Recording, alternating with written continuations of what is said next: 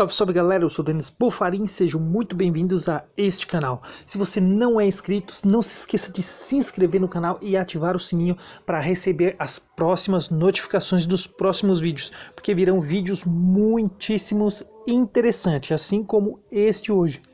E galera, para vocês que acompanham o canal já faz um tempo, eu estava lendo alguns comentários e achei incrível o quanto ainda muitas pessoas estão presas na religião, mesmo descobrindo muitas coisas, mesmo eu trazendo muitas coisas aqui, tem pessoas que parece que preferem fechar os olhos e preferem acreditar no que foi ensinado anteriormente, o que foi ensinado antes.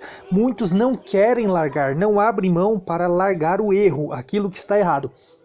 E pior, muitos fazem comentários como se eu que tivesse escrito os erros da Bíblia, as contradições da Bíblia, como se fosse eu que coloquei as minhas ideias ali, mas já está escrito há muitos séculos, já está escrito há muito tempo, só que eles acham que foram pessoas como eu, como o Luiz Fernando do canal Questione e outros que vai contra o que eles acreditam. Então eles atribuem como se nós tivéssemos escrito ali, e é incrível a cegueira de algumas pessoas, a religiosidade de algumas pessoas, pois está escrito ali na Bíblia com todas as letras, mas mesmo assim muitos negam.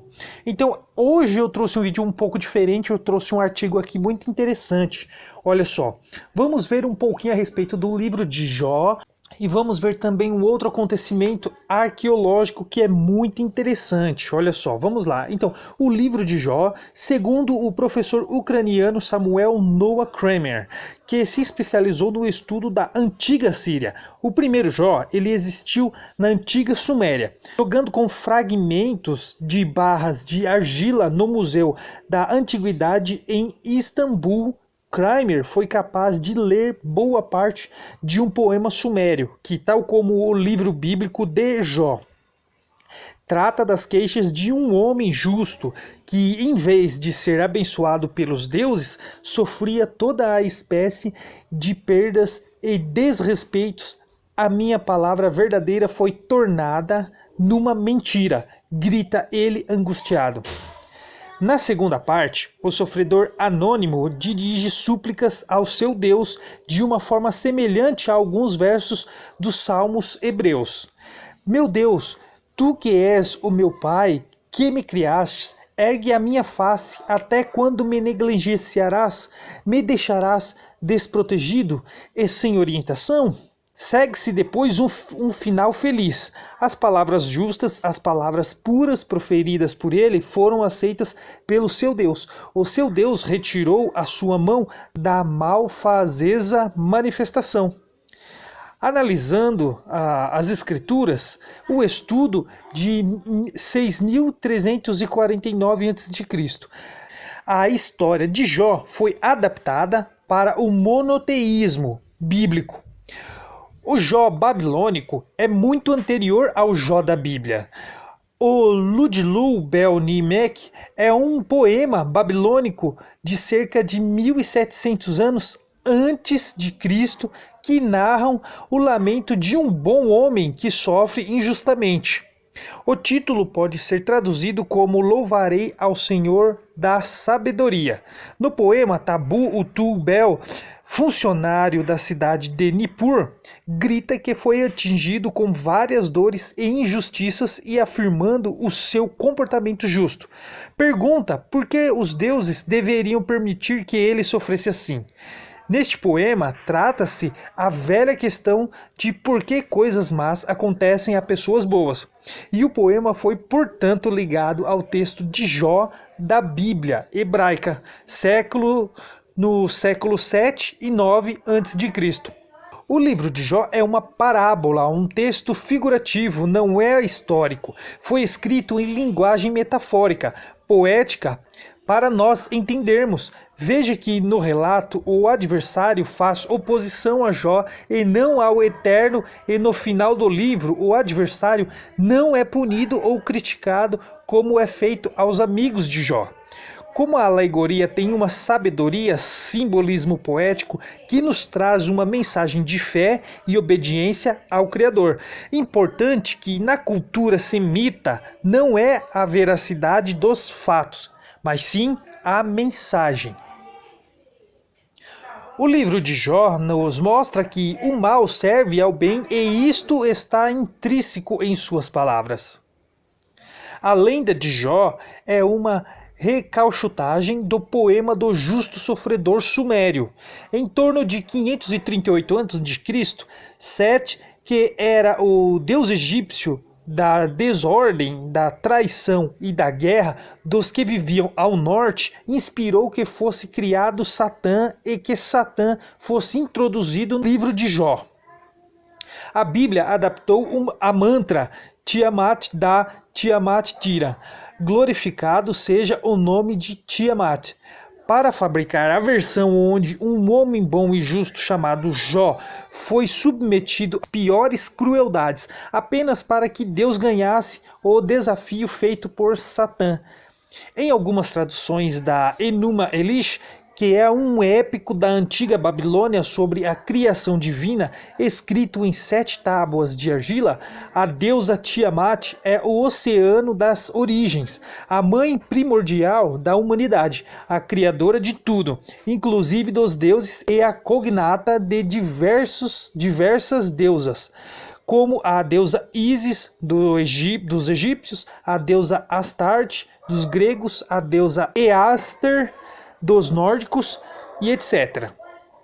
O livro de Jó foi escrito em torno de 500 a.C., após o cativeiro babilônico, quando o hebraico deixou de ser falado e seria menos antigo do que os Vedas e a Bhagavad Gita. A lenda de Jó é só uma alegoria e é uma recauchutagem do poema do justo sofredor sumério, onde se relata a vida de um religioso sofrido, que mesmo aparentemente abandonado pelos deuses, não perdeu a sua fé e no fim teria sido recompensado. A Bíblia é uma adaptação de fábulas emprestadas de outros povos, o mito da criação do dilúvio, Jó, entre outros livros. Mas isto não tira o caráter extraordinário do texto literário. O livro de Jó sofreu 3 adaptações. A primeira, o texto cuneiforme, hoje conhecido como Jó sumeriano, data de 3000 a.C. O segundo, o texto babilônico chamado Justo Sofredor, é posterior ao sumeriano, de temática semelhante, porém distinta. O primeiro se ocupa do problema do mal e as limitações existenciais, enquanto que o texto babilônico questiona a existência do sofrimento, particularmente na vida dos justos. O terceiro, o livro de Jó, foi reformulado talvez por Moisés entre 1520 a 2000 a.C. Ou seja, a história do Êxodo é uma versão fantasiosa da expulsão iquísia entre o grupo que seguia Deus e El desenvolveu o conceito de Elohim, que ficou na mente dos cananeus após voltarem a Canaã. Por isso, a Bíblia mostra os antepassados como idólatras. Todos eram politeístas. É como se os israelitas fossem protestantes e os cananeus católicos. A história de Abraão nem é real. Um adora imagens, o outro aboliu as imagens, mas o Jesus é o mesmo. Toda essa construção vem da unificação dos reinos pelo rei Yoiahu. Ele é somente o arquétipo de Emuná. E o judaísmo é a ideia de Ezra. Mas como assim a história do Êxodo é uma versão fantasiosa da expulsão dos iquísia? Então olha só, agora vamos entrar num assunto muito interessante. Bom, essa imagem que vocês estão vendo aí é de um touro. E é justamente esse o Deus que era cultuado pelos israelitas no passado, exatamente por esse povo iquísia, que eu comentei há pouco. Mas como assim esse era o Deus? Bom, vamos entrar agora nesse assunto muito interessante com o achado arqueológico que eu havia comentado. Olha que interessante. Há alguns registros que os judeus, os israelitas, eles serviram a deuses, como eu já mostrei na Bíblia, na própria Escritura, no tempo de Abraão e seu pai, como eles foram idólatras antes de formar o povo hebreu. Muitos serviram a outros deuses. E esse Deus dos judeus não era um Deus verdadeiro, o criador de tudo, mas era um Deus que eles cultuavam e que possivelmente um desse Deus era um touro. Era um touro que era idolatrado por eles. Mas olha só, vamos ver como vai ficar interessante aqui. Vocês veem essa imagem que são achados arqueológicos da época. Olha que interessante, em Gênesis 46:31 diz assim: em seguida José informou aos seus irmãos e à família de seu pai: vou subir para comunicar ao faraó e lhe dizer: eis que meus irmãos e a família de meu pai que estavam na terra de Canaã. Então olha só, essa terra de Canaã vai ser muito importante para começar a entender também alguns desses fatores. Então prestem atenção, olha só. Acabam de chegar para se estabelecer junto de mim. Então, ou seja, eles estavam na terra de Canaã. Olha só, as imagens ainda de achados arqueológicos, de escritos desta época, que são muito interessantes e mostram a idolatria a deuses, a um deus que era muito parecido com os deuses do Egito. Algumas figuras são egípcias e olha só, vamos entender porque esse povo Iquísias, os Iquísias, eles foram expulsos do Egito e não Deus livrou a mão os hebreus do Egito, como é contado na Bíblia, nas Escrituras. Mas essa história pode ser também vista de outros olhos, de outros povos, uma história contada por outros povos. Então, claramente, ela seria contada de uma maneira diferente. A Bíblia relata como eles saíram, como os hebreus saíram do Egito, só que é uma visão judaica, uma visão do próprio povo que escreveu as Escrituras. Olha essas imagens que interessante. Aqui, ó, na Wikipédia, aqui pesquisando um pouquinho quem eram os Iquisos, olha só, podemos ver aqui que interessante. Os Iquisos, em egípcio, que significa esse nome que eu não sei ler aqui, ó, soberanos estrangeiros, em grego também esse nome, ou como em versão atualizada, reis cativos, foram um povo semita asiático que governou o Egito desde 1638 a.C. até 1530 a.C., iniciando o segundo período intermediário da história do Antigo Egito. Ao contrário do que antes se pensava, os novos estudos indicam que os Iquisos não invadiram a região oriental do delta do Nilo durante a 12ª dinastia do Egito, mas que tomaram poder como dinastia dominante em 1638 a.C., numa revolta após várias ondas de migração anteriores.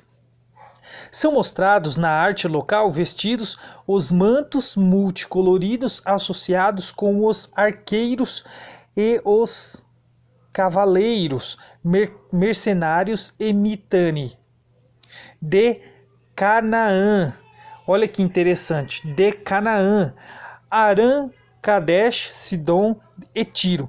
Se eram arqueiros, cavaleiros, vizinhos e Mitanni, sua origem indo-iraniana ou sítica, pré-eslávica, é bem mais provável que a semítica. Olha só, alguns desenhos achados nas rochas aqui na parede. Vamos lá, olha que interessante aqui, Gênesis 37 aqui em João Ferreira Almeida atualizada, olha só. O verso 1 aqui, olha que interessante. Jacó habitava na terra das peregrinações de seu pai, na terra de Canaã. Jacó, José, aos 17 anos de idade, estavam com seus irmãos apacentando ainda jovem. Estavam apacentando. Ainda jovem, andava com os filhos de Bila e com... Bom, aqui já deu para entender aqui, ó, que ele e o pai deles, então eles viviam na terra de Canaã, onde tudo começou ali a história na verdade, a história do Gênesis, onde o povo vai ser escolhido, o povo hebreu. Então, olha só, em João Ferreira ainda Almeida atualizado, olha só que interessante aqui, ó. Podemos ler assim: Então veio José e informou ao faraó, dizendo: Meu pai e meus irmãos, com seus rebanhos e seu gado, e tudo o que tem, chegaram da terra de Canaã. Então eles eram da terra de Canaã e chegaram ao Egito nesse momento. Olha a imagem aí que foi citada há pouco, essa imagem deles, dos arqueiros, uma imagem egípcia. Então, galera, olha que interessante, a história do povo hebreu vista por um outro ângulo, ou por outros povos, e inclusive por achados arqueológicos, que supostamente eles poderiam ter esse Deus como um outro Deus e até mesmo um Deus touro. Olha só agora que interessante, uma passagem na Bíblia que talvez mostre um pouco disso, e é muito interessante, está lá em Êxodos capítulo 32, vamos ler do verso 2 ao 6, olha só o que diz. Disse-lhes Arão: Tirai as argolas de ouro das orelhas de vossas mulheres, vossos filhos e vossas filhas, e trazei-mas. Então todo o povo tirou das orelhas as argolas e as trouxe a Arão. Este, recebendo-as das suas mãos, trabalhou o ouro com um buril. Então olha só, ele trabalhou o ouro com um buril, nós vamos ver o que é. E fez dele um bezerro fundido. Então disseram: São estes, ó Israel, os teus deuses, que te tiraram da terra do Egito. Arão, vendo isso, edificou um altar diante dele e, apregoando, disse: Amanhã será festa ao Senhor. No dia seguinte, madrugaram e ofereceram holocaustos e trouxeram ofertas pacíficas. E o povo assentou-se para comer e beber e levantou-se para divertir-se. Então olha só como o próprio povo hebreu ele tinha a mania de fazer qualquer coisa de um Deus. Eles fizeram um bezerro de ouro e falou: a partir de agora esse é o seu Deus que te tirou da terra do Egito. Então eles tinham muito a mania de atribuir a deuses que faziam isso. Só que na verdade eles podem ter sido os personagens dessa história dos Iquisos que foram expulsos do Egito e atribuíram apenas a um Deus. Agora, o mais interessante é que Arão ele fez um bezerro de ouro e usou um buril, ou seja, um buril ele faz parte de uma fundição, e para poder fazer esse bezerro, Arão provavelmente ele sabia trabalhar com fundição, e pior, ele tinha moldes, porque é necessário moldes para poder fazer um bezerro de ouro, uma imagem de ouro como esta que Arão fez. Eles tinham moldes, eles tinham toda uma estrutura para poder fabricar esse tipo de bezerro de ouro, esse tipo de Deus, esse tipo de estátua para ser idolatrada. Então, visto que o povo ele já tinha esse costume, e não só costume, mas como tinha as ferramentas para isso. Então, na Bíblia podemos ver que muita coisa foi mudada e muita coisa é segundo a visão do próprio povo judeu, mas que esse Deus ele pode muito bem ter sido esse Deus touro dos hebreus, esse Deus que todos têm hoje como se fosse o Criador, só que para os judeus na época, os hebreus, talvez não seria esse Criador, mas seria o Deus deles, que eles criaram e que eles atribuíram, que tiraram da terra do Egito, mas que na verdade eles foram expulsos. Então, olha só que coisa interessante, essas histórias com artigos arqueológicos, com achados, com vestígios da história, nós vemos que as escrituras ela não tem nada que se comprove as histórias nela contida. Muito pelo contrário, os achados mostram, eles levam para um outro lado completamente diferente. Então galera, esse foi o vídeo, eu vou ficando por aqui, eu espero que vocês tenham gostado e tenham entendido, e eu vou tentar trazer mais vídeos sobre esse, sobre achados, sobre algumas coisas referentes à história, de que algumas histórias parecidas com a dos hebreus. Então eu vou ficando por aqui, espero vocês no próximo vídeo. Até lá!